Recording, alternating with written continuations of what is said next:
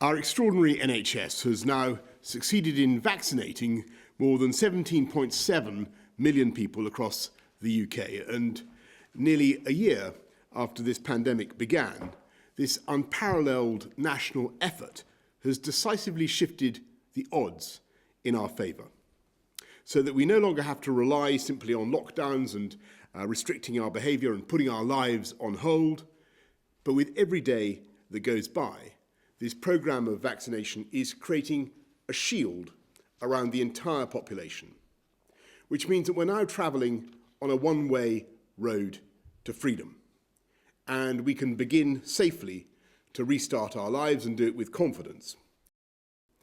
And I know there are some who would like to accelerate the timetable. I know, of course, there are others who would like to be more cautious and stay in the slow lane. And I understand both points of view, and I sympathise, because levels of infection are still high, and we must strike a very careful balance and always accept that we've got to be humble in the face of nature. But also, we must accept that we cannot persist indefinitely with restrictions that have separated families and loved ones for too long, threatened the livelihoods of millions, kept pupils out of school. It's thanks to the rollout of these vaccinations, many of them pioneered in this country, that the balance of that judgment is now changing in our favour.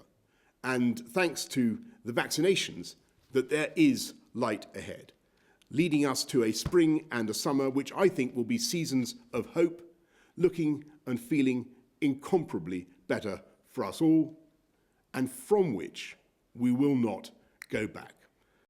I think the big worry is, have things got slightly worse than we were expecting? And we cannot measure that in less than about 4 weeks, because it takes that long for the effect to be seen and the data to come through and be analysed.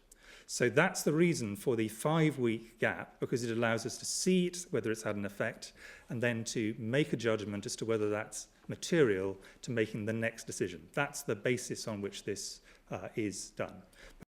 We've got to make sure that we have the supply in place for everybody to get their second vaccination within 12 weeks, as well as giving every adult, as we've said already, a vaccination by the end of July.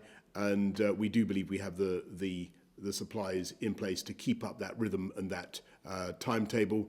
And obviously we're looking the whole time to source more where we can from our suppliers, according to the contracts that we've already signed.